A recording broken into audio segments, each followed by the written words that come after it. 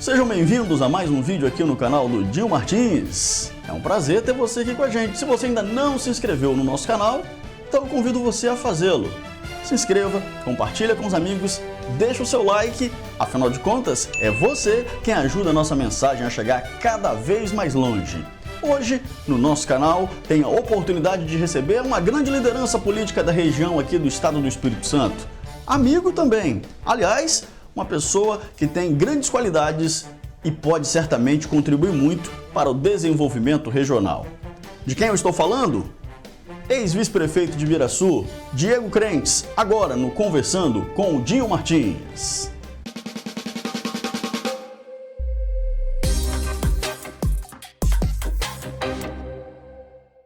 Seja bem-vindo, meu amigo Diego Crentes. Quanto tempo, hein, rapaz? Tempo mesmo. Rapaz, você é um cara corrido, você é um cara que... Você tá trabalhando fora, né? Sim. Sou controlador e auditor lá na Câmara Municipal de Linhares, um concurso que eu passei lá em 2012, antes ainda de concorrer à eleição para vice-prefeito, né? Então estava licenciado, fui convocado no meio do mandato, estava licenciado lá e quando acabou o mandato eu assumi de fato a minha cadeira lá. Você é servidor efetivo da Prefeitura de Ibiraçu também? Não. Quando você assume outro cargo, você tem que pedir exoneração. Tem que renunciar de um, não pede só licença. Muito eu bem. Mas Sim, 12 anos. 12 anos de um concurso público que eu passei também em 2004. Iniciei minha carreira no funcionalismo público em 2005. Fiquei aí 8 anos na Secretaria de Finanças até vir disputar a eleição, né? E obter o êxito naquela eleição. Você é um cara conhecido por ser muito técnico, por ser extremamente qualificado no quesito administração, no quesito contabilidade. Aliás, é a sua especialidade, né? Eu me formei em administração, fiz pós-graduação em gestão pública pela UFES, agora, recente.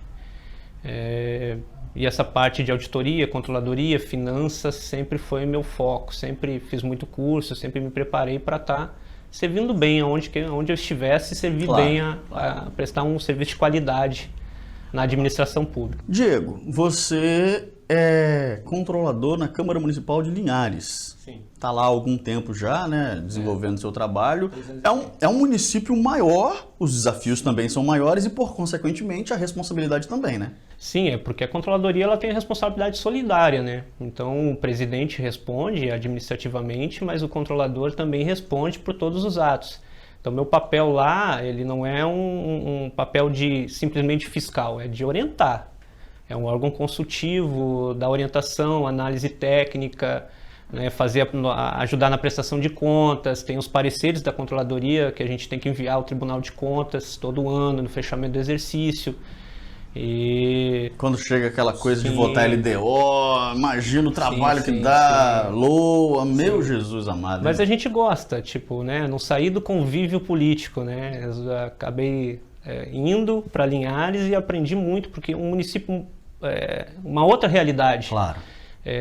Projetos que aqui poderiam dar certo, tanto na região, tanto na cidade de Ibiraçu, quanto Aracruz, quanto outras cidades, há muitos projetos bacanas lá.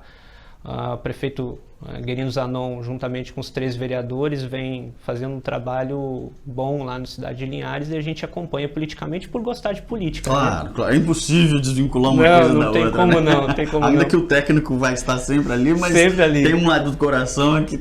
A gente não consegue fugir disso, né? Quem gosta não consegue fugir disso. Então, a gente começou aqui falando da questão de Linhares, mas vamos retroceder aqui, né? Quando você, lá atrás, servidor efetivo, como é que você chegou a ser vice-prefeito?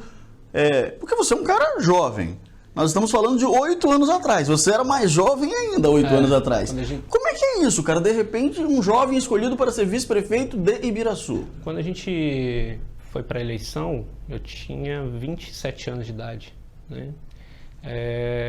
Nesses 8 anos que eu estava à frente da Secretaria de Finanças, eu passei pelo mandato de Jalber, pelo mandato de Naciene, eu agradeço a eles, porque fui muito valorizado. Eles deram condições de eu estudar e me especializar, e eu fui para aquele mandato para ser a parte técnica. Sim. Eu tinha um objetivo central. Claro, a política também deveria caminhar junto, né? Deve caminhar junto, mas eu fui com um objetivo central naquela eleição, que era colaborar de alguma forma com a parte, com o conhecimento que eu adquiri nesses 8 anos. Porque, na linguagem popular, e aí todo político que está assistindo agora já deve ter ouvido essa frase e você também. Dizem que vice ou tem voto ou tem dinheiro. Qual dos dois que você trouxe naquela ocasião? Não tinha nada, nem R$2 eu tinha, nem R$2, falar a verdade. Isso é bem curioso, né? Não, é verdade assim, você coloca o nome à disposição, era uma outra realidade, aquela eleição de 2012 foi uma eleição que foi bem diferente, né? As pessoas queriam mudança naquele momento. Uma troca de ciclo, né? É uma troca de ciclo. O que eu podia agregar era com o currículo e com o movimento político que eu fazia desde 2007. Então eu já vinha me envolvendo na política, eu já participava, fazendo seja prestação de contas, ou no meio, ou articulando, ou colaborando de alguma forma. Então assim, não surgiu do nada. Sim. Né? Do nada para nós, aqui, leigos, aqui olhando mas fora, assim, claro. Com R$2 no bolso, era R$2. Mas você sempre foi um cara que foi muito bem articulado, né? Você meio que traçou uma estratégia, e a gente conversou muito isso na época. Você era do MDB naquela ocasião, sim. Então você tinha uma articulação muito boa lá em cima com o então deputado federal Lelo Coimbra, que era o presidente do MDB. Eu costumo dizer que o principal você tem que ter a base. Né? Não adianta o apoio, óbvio que é importante o apoio externo, né? Mas a base ela é fundamental. A grande massa não me conhecia como figura pública. Poucas pessoas conheciam, a maioria. Quem conhecia o Diego Técnico, o cara que abria a prefeitura às 7 e ia embora às 19, que tinha responsabilidades e mexia com as contas públicas. Ótimo.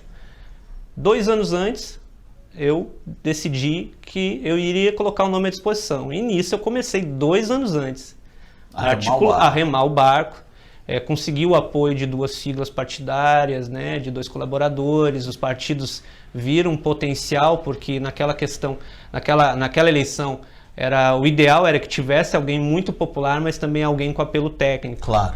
E quando a gente obteve a eleição, ganhamos a eleição, eu fui fazer a parte que eu tinha me proposto. Fui ser secretário de administração no primeiro ano, né? Fiquei 2013 todinho como secretário de administração, enquanto todo mundo pensava que eu seria secretário de finanças por ter. Sim. Eu queria algo, naquele momento eu entendi que tinha um nome melhor do que o meu, que daria uma contribuição e conseguiria tocar o trabalho, e eu precisava atender um chamado de organização, de fazer as coisas acontecer, de articular, de estar com uma visão de todo. Tanto que em 4 meses a gente conseguiu uma vitória, conseguimos em 4 meses de gestão inaugurar uma ATM, né, uma agência de treinamento, né, do SESI, Senai, do sistema FINDS. Sim. Então tudo colaborou, naquele momento era o local que precisava de mim. E, eu não fui um vice decorativo, né, eu fui exercer, claro. Fui me colocar à disposição, porque às vezes você fica com medo, né, geralmente os prefeitos têm medo de deixar o vice trabalhar. Tem uma turma do fura-olho, né? Não, e justamente porque às vezes pode acontecer qualquer coisa juridicamente, o grupo político está embasado, fica com medo de...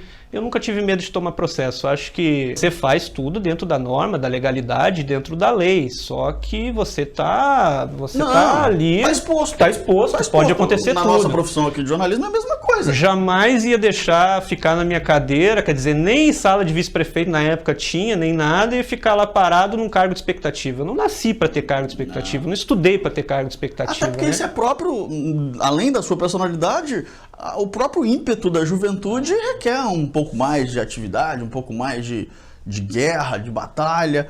Diego, claro, você passou pela gestão, lá esteve como vice-prefeito, cumpriu, chegou a ser secretário em algum momento, assumiu pastas. Eu fui de administração em 2013, 2014, pelo conhecimento financeiro e orçamentário que eu tinha, né, tenho, eu fui rodar secretarias para apoiar os secretários, questão burocrática, processo, o andamento. 2015 eu conheci meu amor, que foi a Secretaria de Educação.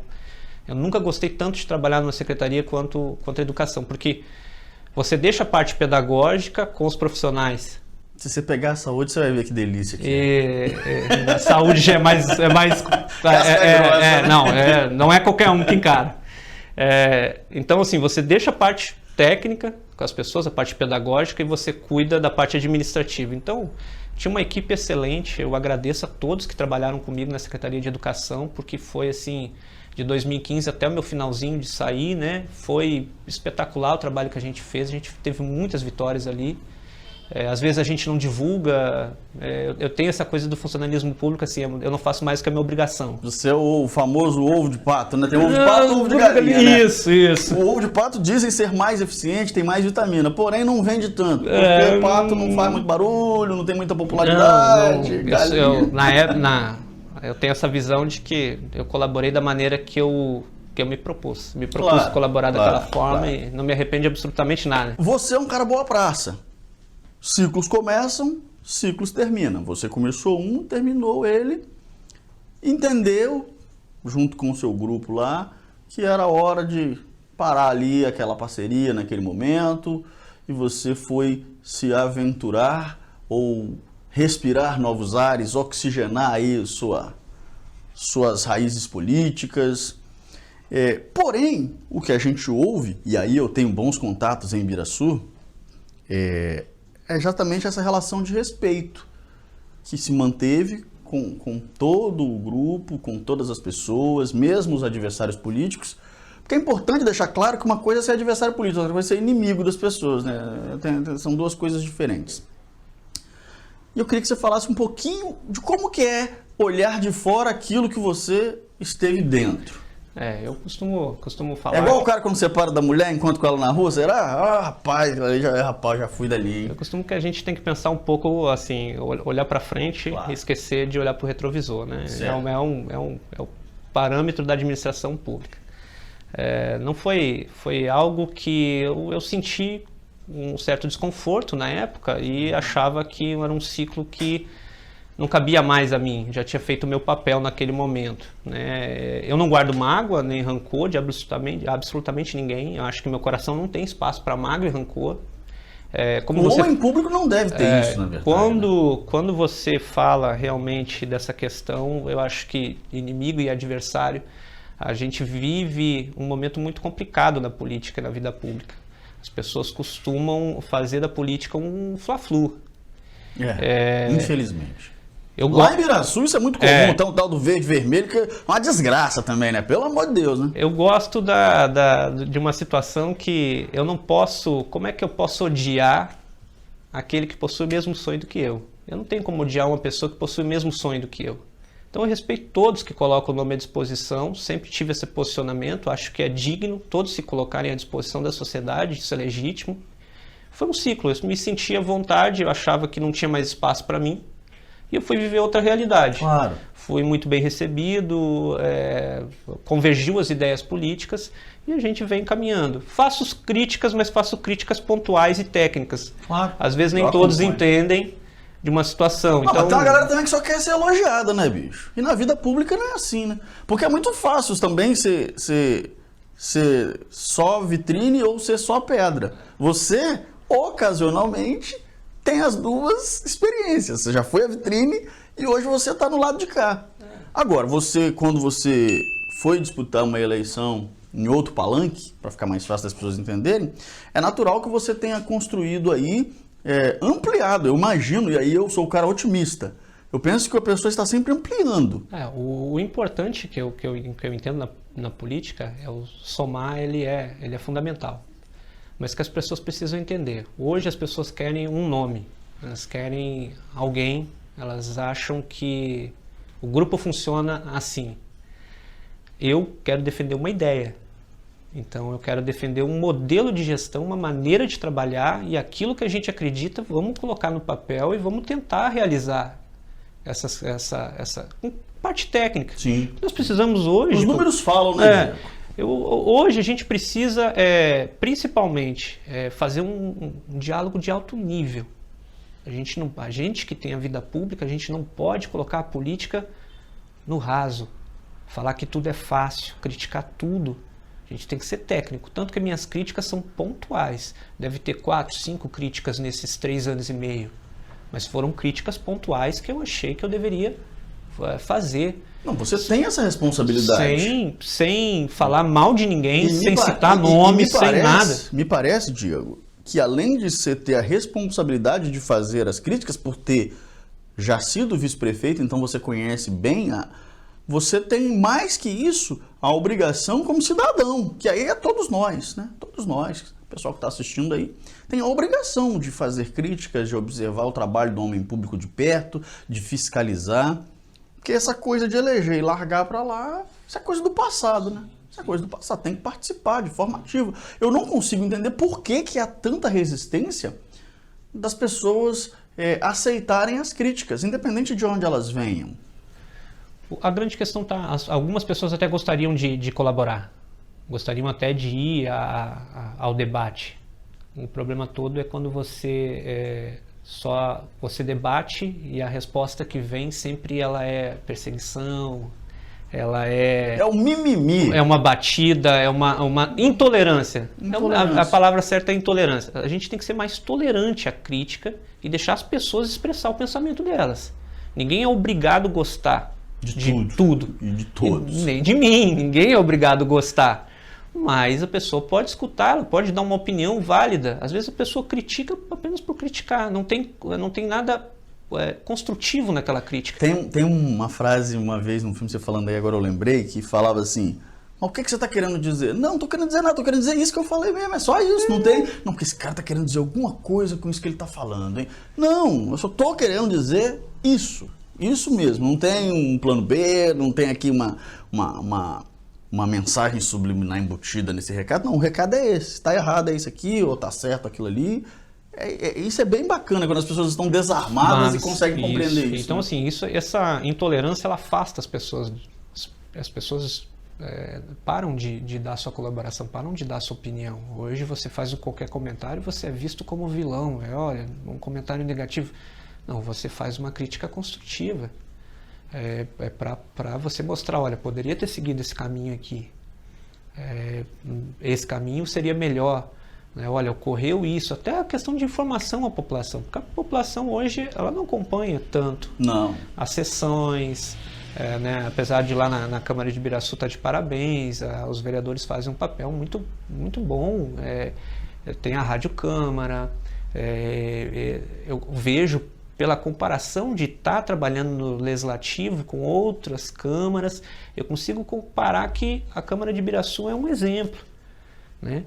E as pessoas acabam se afastando da política quando ela encontra essas pessoas que são intolerantes, que acabam rebatendo, ou xingando, ou trazendo um debate bem ruim ali. Não é aquilo que ela gostaria de colaborar. Às vezes, interpretação, acaba interpretando mal a pessoa e isso afasta a pessoa de bem da política. É lamentável. Você é um camarada, como eu disse, boa praça. Como é que é o seu relacionamento hoje com os pré-candidatos? Não vamos falar de política aqui, mas... eu sei que você tem boa relação com todos, né? Cordial. Doutora Milt, José Luiz, Betinho. Você conversa. De vez em quando eu encontro com uns em umas casas. Normal. Assim, eu acho que a vida pública ela ensina, a gente tem que seguir, não é? Hoje as pessoas não praticam, né? Tem um discurso, mas na prática não condiz, né? Com aquilo. Não, o discurso é muito bonito. A gente tem que fazer no dia a dia, a gente tem que dar exemplo para a sociedade. Não é porque é meu adversário que eu vou odiar ele, ou não vou numa casa, de repente que ele está lá, ou não vou sentar com ele para debater, ou não vou conversar com ele. Não, ele tem a opinião dele formada, ele tem o caminho dele, ele tem o grupo dele, cada um segue o seu caminho e é cordial, muito cordial. Eu costumo... a gente dá boa risada. Eu acho que é legal isso, eu gosto que seja assim. Para falar a verdade, eu gosto que seja assim. Eu sofro muito com isso, por causa do meu trabalho. Ora eu estou conversando com o Pedro, ora eu estou conversando com o João, ora eu estou entrevistando. E tem semana que eu sou amado e tem semana que eu sou odiado, dependendo de quem eu entrevisto. Essa semana, provavelmente, como eu estou entrevistando você, eu sou odiado pelo pessoal do outro lado. Quando eu entrevistar alguém do outro lado, aí eu vou ser odiado pelo seu pessoal. Dentro de um clichê básico, claro, né? Falando metaforicamente aqui. Certeza que do nosso lado... Meu trabalho me proporciona muito isso. Eu sou amado e odiado dependendo da semana, dependendo do que eu escrevo lá no jornal. As pessoas precisam entender que um sonho, o que diferencia as pessoas é o currículo e o que elas podem colaborar para a sociedade. O resto são ser humano, é um ser humano, são pessoas. Você não tem que ficar... Tem um grupo, tem as pessoas que seguem elas, é natural. Você faz um comentário na rede de vez em quando e vem os defensores da pátria. Vai lá defender. Mas eu entendo, tranquilo, não tem problema quanto a isso, sabe? as pessoas precisam entender, há direito e há espaço para todo mundo debater política, mas debater política com nível, alto nível. Vendedor de sonho já basta, já tem muito vendedor de sonho. Aí os cascateiros chegam, né? Aliás, a política ela é muito parecida com o futebol, ou deveria, pelo menos, nessa parte, o esporte, né? Eu sou vascaíno e tem gente que é flamenguista, e são amigos, enfim... É isso, cada um respeita o espaço do outro, um usou o outro, ganhou, perdeu, mas acabou ali, encerrou o jogo, o próximo campeonato começa de novo, tudo de novo. E é isso, é bem parecido com a política, se as pessoas pudessem fazer essa analogia aí, né? O errado, eu vejo, é quando um líder de verdade, a palavra já diz, ele tem que liderar um grupo. Claro. Ele é o responsável por fazer com que o grupo entenda que o adversário não é o inimigo. Então a gente teve uma eleição, a gente vê em algumas eleições onde o líder se omitiu. A liderança se omite dessa responsabilidade e deixa o grupo agir da maneira que bem entender durante o processo eleitoral. O que o nosso grupo quer é mostrar para as pessoas, olha, eu consigo debater, eu consigo discutir a cidade, mas tudo tem um limite. Falando em discutir a cidade, eu queria te perguntar o seguinte, com toda a sua experiência, pelo tempo que lá esteve e vive lá, inclusive, qual o principal problema de Ibiraçu a ser construído, a ser sanado hoje? Mudou muita coisa da época em que você foi vice-prefeito? Porque tinha um negócio da água, eu até falei com a doutora Milt outro dia, quando eu a entrevistei aqui, eu lembro que lá atrás, quando ainda estava naqueles ensaios de campanha, da campanha que vocês venceram, a gente tinha um negócio da água que era uma cabeça de burro enterrada que não resolvia nunca. Não, a gente ainda tem esse problema, né? Porque são projetos robustos financeiramente, são projetos a longo prazo, né? Cada um vem colaborando, Marcos, Vicente, né? Vem ajudando, todo mundo vem... Cada um bota um tijolinho nessa construção. Isso aí. É algo que, quando dá seca, é óbvio, nós vamos sofrer.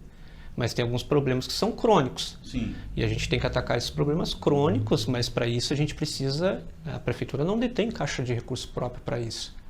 A gente tem que, infelizmente, ir até o governo, fazer convênios, correr atrás, para tentar resolver isso. Mas a população, a quantidade, né, populacional nossa... eu acredito que algum tempo a gente vai conseguir chegar ao patamar de satisfação da população desse serviço. Basta que cada pessoa que passe pela prefeitura faça algo, vai fazendo aos pouquinhos.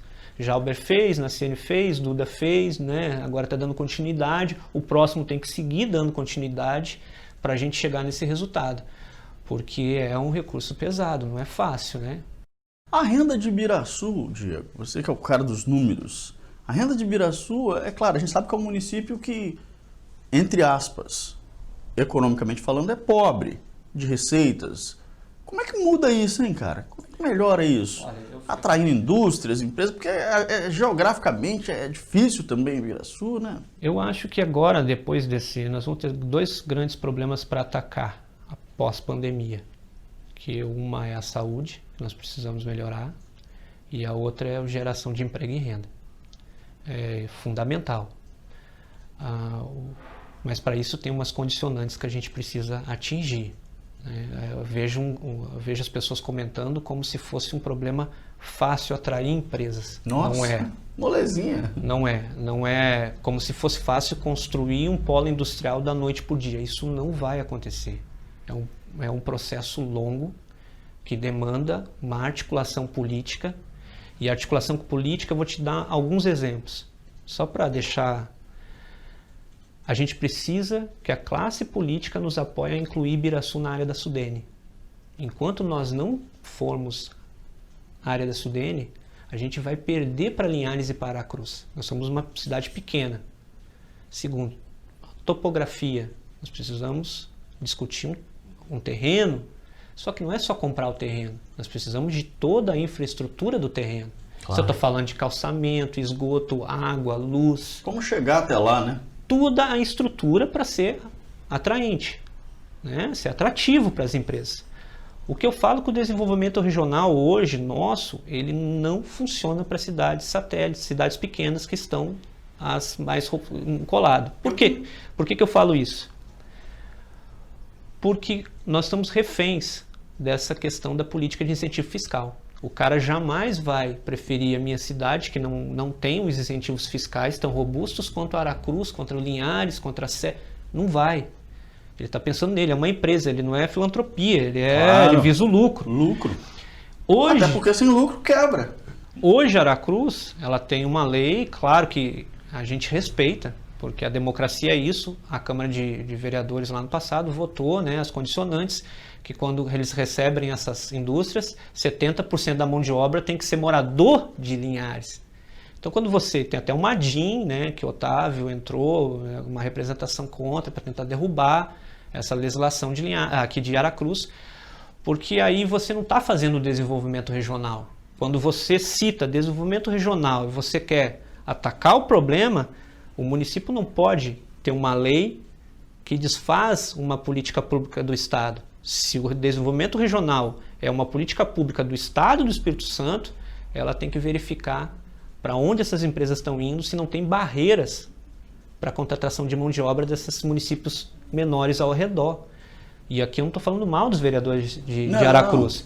Cada um, assim como em Ibiraçu temos 9 vereadores que defendem lá a nossa cidade, Aracruz eles estão certíssimos em defender o interesse deles. É uma questão de colocar na mesa, e aí eu acho que para isso a articulação regional, os prefeitos, tem que se falar mais. Eu acho que se fala pouco, né? Se fala muito pouco, os prefeitos, eu vejo pouca. E aí você está falando com um cara do jornalismo, um cara da comunicação. Para achar uma foto de um desses prefeitos da nossa região aqui, você vai fazer uma matéria, para citar o exemplo aqui do prefeito de João Neiva, doutor Otávio, por exemplo. Você vai fazer uma matéria, para você ilustrar a matéria, você precisa de uma foto. Digita no Google aí, doutor Otávio. Putz, cara, tô falando uma crítica aqui, talvez a assessoria dele possa usar essa crítica aí para melhorar isso. Não acha a foto do cara, bicho, para ilustrar uma matéria. De Ibiraçu, Duda, mesma dificuldade. Aracruz, aparece, mas é mais difícil. Ainda muita foto velha. Estou fazendo aqui uma crítica que eu acho que é construtiva. As assessorias precisam pensar nisso. Então isso só mostra assim, a desatenção. E aí voltando aqui à temática, fala-se muito pouco. Os prefeitos comunicam ou falam, mas eu tenho que trabalhar. Mas comunicar também é trabalhar, bicho. Sim. Se relacionar com a sociedade. E qual é a forma que você tem de se relacionar com a sociedade, já que você não consegue ir na casa de todo mundo? Usar a mídia. Isso. A mídia é importante. Bicho, vou ter que fazer um relatóriozinho, a escolinha do Dinho para fazer o beabá? Não tem como. Me ajuda aí, né, cara? Então, assim, Diego, eu falei da sua relação com todo o pessoal lá, dessa sua capacidade visionária, e perguntei, acabou que a gente entrou aqui e você não falou. Qual o principal problema, na sua opinião? A ser atacado em Ibiraçu. Eu acredito assim que é um problema de todas as gestões. Mas sua visão como morador de Ibiraçu. Eu acredito, sinceramente, que é a questão do gerenciamento. A administração pública, pessoas, processo e serviços. Essas 3 ferramentas elas têm que rodar. O que eu acredito hoje é que falta a gente focar nisso. A prestação de serviço mais qualificada à população, onde a população vai se sentir atendida, que ela vai ter aquele sentimento de Estado presente, sentir que a prefeitura está atuando, que a prefeitura está trabalhando, justamente porque eu vejo essa questão que há uma dificuldade no gerenciamento dessas 3 ferramentas. Porque também não adianta o cara ser legal, dar um tapa nas costas, abraçar, mas na hora do vamos ver, na hora de tirar a garrafa para vender do litro ali... Olha, o dinheiro é assim, para os problemas que nós temos, a Receita melhorou muito. Assim, óbvio que todo gestor vai reclamar. Sim. Todo gestor vai reclamar. Agora com a pandemia deu uma queda, vai ser uma queda muito positiva, 30% do ICMS, algo nesse nível aí a gente está chegando. É um desafio. Mas eu acredito que você consiga. Quando a gente entrou em 2013, eu como secretário de administração, a gente fez um planejamento de investimento de 6 milhões. Apesar de alguns falarem ou quiser descredibilizar o meu trabalho, enquanto tive como vice-prefeito e secretários, na secretaria que eu ocupei, pode perguntar a qualquer um lá. Esse era o nosso planejamento, era 6 milhões de investimento. Com o advento da crise, com os problemas que nós encontramos, com tudo que a máquina pública ela realmente pesa, caiu para 3 milhões e meio. 3 milhões e meio. Então, há necessidade de otimizar os recursos. Por que eu falo da saúde? A informatização da saúde é algo crucial. Onde que a gente gasta muito com medicamento, a gente não presta um serviço, às vezes, de qualidade à população, porque a gente não tem a informatização. Se tivesse, o Gubbio teve aqui e falou da informatização da saúde. Sim. Eu concordo com ele. Por quê? Os gestores têm medo. Para a implantação de um sistema de informatização é uma fortuna. O cara tem que ser ousado, né, Diego? Para ser fortuna. líder, para ser gestor, então, tem que ter coragem de tomar decisões. Então, a população vai questionar por que desse investimento, mas lá a longo prazo... A população também questiona tudo também, né? Você vai conseguir o retorno esperado. Você vai economizar no medicamento, otimizar atendimento, serviço prestado à população, vai sobrar recurso para contratar mais médico. Então, tem vários mecanismos de gerenciamento que hoje a administração foge dele.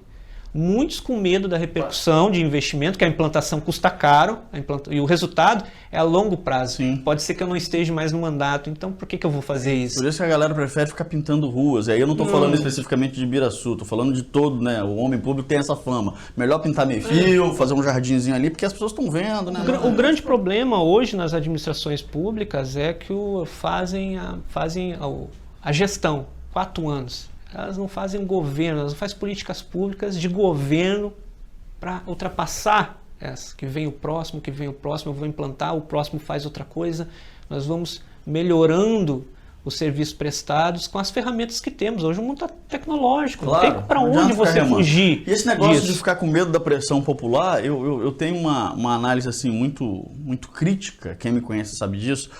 Quando chega uma época de seca, essa que a gente está vivendo, época de pouca chuva, se você começar a cavar um buraco, um grande buraco, só para sintetizar aqui, vai aparecer um monte de gente, para que isso? Está gastando dinheiro. Só que lá na frente, quando chegar a estação das chuvas, vai se armazenar água e na próxima seca não vai ter o problema da falta d'água. Só que esse camarada, ele não consegue ver isso agora, esse povo. Não, é difícil.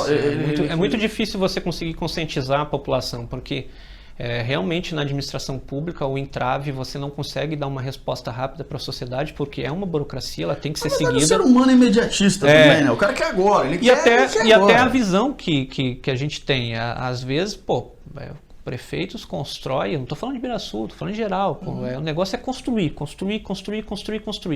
Só que vai ter um custo nisso. Existem várias construções que vai ser implantada uma unidade de saúde, a manutenção uma disso, obra, né? de uma escola. Vai gerar um gasto a mais, uma manutenção, a receita ela é enxuta para você resolver os problemas e o ataque àquilo que é necessidade. Eu vou te dar um exemplo, que eu acho que é o principal. A nossa potencialidade hoje é turismo, agronegócio, né? E o incentivo que a gente pode dar ao produtor rural. Enquanto a gente não... Linhares demorou 20 anos para conseguir ser a potência industrial que ela é hoje. Sim. E a gente às vezes trata no debate como se a gente conseguisse resolver isso em 1 ano ou em 4. Então nós temos o quê? Focar aquilo que a gente tem. Hoje eu participei da gestão e conheço orçamento público. É inadmissível uma secretaria ter 1 milhão de orçamento, sendo que 780 mil é só para pagar material de consumo, material permanente e servidor. Mas está de brincadeira, né? E ele não tem recurso financeiro para fomentar o Caminhos da Sabedoria, o agronegócio na cidade, movimentar o comércio, os empreendedores locais. Tem que ter o ataque. Eu defendo que se faça um projeto de lei que destine, que o prefeito seja obrigado a destinar 1% da receita corrente líquida.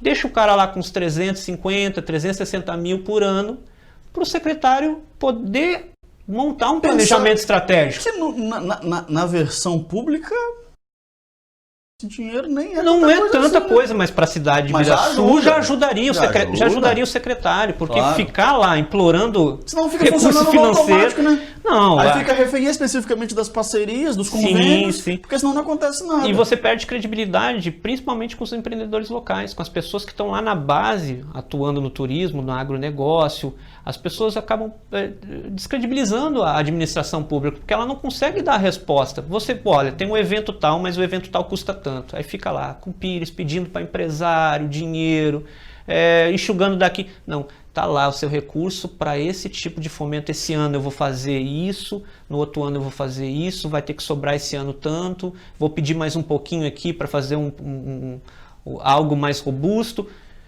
Você tem que dar condições da pessoa trabalhar. Não é só colocar ela como secretário e depois acabou. Não existe isso. Então... É porque, infelizmente, em muitos municípios, aí o cara... ele não quer o trabalho, né? Então nesse caso vamos fazer o seguinte, não tem mais evento nenhum. E aí eu não estou falando só de festas, eu estou falando dos eventos que atraem, né, eventos de negócios. Que sim, acabam é uma cidade pequena que a gente tem que focar nas potenciais nossos. Não adianta a gente acreditar. Porque festa é bom, mas não é só festa que resolve o problema. Tem que fazer uns eventos que atraiam e desenvolvam a capacidade turística. E principalmente que esses empreendimentos gerem realmente... financeiro, economicamente deixa as pessoas melhores, porque a geração de emprego e renda vai ser um desafio depois da pandemia. Vai ser, e não vai se resolver fácil, vai demandar tempo para uma cidade pequena. Vai ter que se reinventar o gestor público, né? É claro que você é um expert no assunto, eu adoraria, mas nosso tempo ele é limitado. Dá para ficar a noite toda aqui conversando sobre política pública. Você é um cara que é muito prazeroso sempre trocar ideias com você, porque você tem um conhecimento vasto nessa área aí. Meu irmão, obrigado pela sua presença. Eu que agradeço. Fica já o convite em breve. Para você que estava esperando a gente falar de política, eu quero alertá-los do seguinte: ele voltará. E aí sim, como pré-candidato, quando a gente começar uma série de entrevistas, para falar como pré-candidato. Aí o pau vai cantar, porque aí não tem pergunta bonitinha igual essa não. Eu que agradeço o convite. Você está de parabéns pelo canal, sempre foi, né? É a sua vida isso. Putz. E faz muito bem, a gente fica contente, feliz, acompanha. Legal, obrigado. Acompanha diariamente, vejo as entrevistas, porque eu acho que a única maneira que a gente pode colaborar é curtindo e vendo os vídeos e participando, porque a informação é tudo hoje na vida da gente. Né? Os especialistas, os sábios dizem que o cara que domina o tempo e tem a informação como um principal instrumento, esse cara é privilegiado, né?